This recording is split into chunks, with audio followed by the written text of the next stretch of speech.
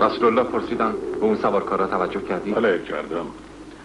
زیادم خوشم نمیاد. 50 نفر تیرانداز میفرستن تا مراقب اونها باشن. چه شکست چه پیروزی فرمودن نباید تنگه رو رها کنید.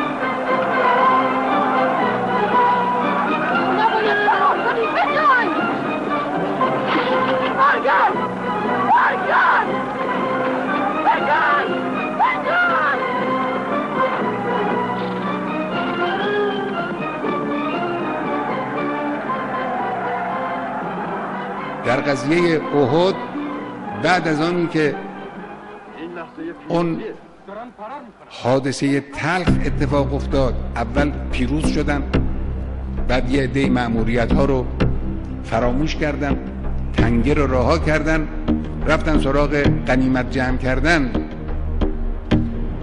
دشمن توانست دور بزنه نیروهای اسلام رو، بیافته به جانشون، تعدادی از اونها رو بکشه، اونها رو منهزم کنه، به طوری که مسلمان ها مجبور شدن پناه ببرن به کوه. از ترسشون از کوه بالا رفتن.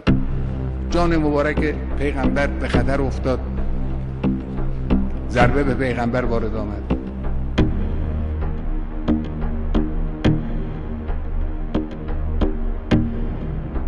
بعد مسلمان ها گفتن خب این چرا اینجوری شد؟ خدا به ما وعده پیروزی داده بود.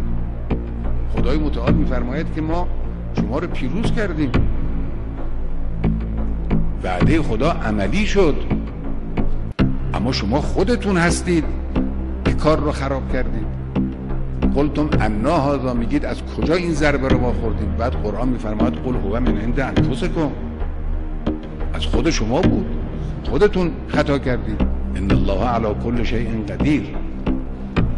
ما یه جاهایی خطا کردیم، یه جاهایی طبق وظیفه عمل نکردیم، یه جاهایی مراقبت هایی که باید انجام بدیم انجام ندادیم،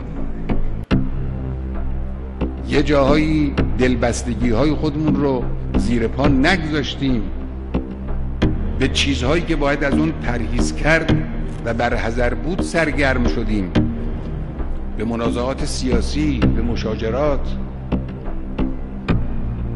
اینا نقاط ضعفه. به رفاه طلبی سرگرم شدیم، به منش‌های اشرافی سرگرم شدیم، بی‌مبالاتی نسبت به حفظ بیت المال، میل به رفتارهای قبیله‌ای در میدان سیاست، در میدان اقتصاد.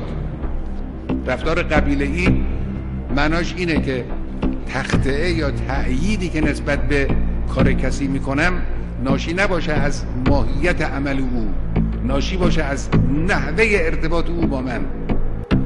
اگر از قبیله ما کسی کار خطایی انجام داد راحت قابل اغماض باشه، اما از قبیله مقابل اگر همون کار رو انجام داد این قابل پیگیری و تعقیب باشه. اختلافات به حد اقل باید برسد. البته اختلاف نظر فراوان، هیچ اشکالی هم نداره. دو نفر مسئولن، رفیقن، اختلاف نظر هم دارن، همیشه هم بود.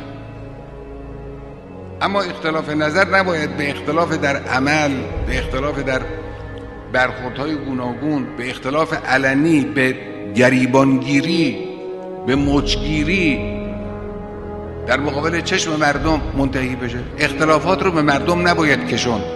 احساسات مردم را در جهت ایجاد اختلاف نباید تحریک کرد. از امروز تا روز انتخابات هر کسی احساسات مردم را در جهت ایجاد اختلاف به کار بگیرد قطعاً خیانت به کشور کرد.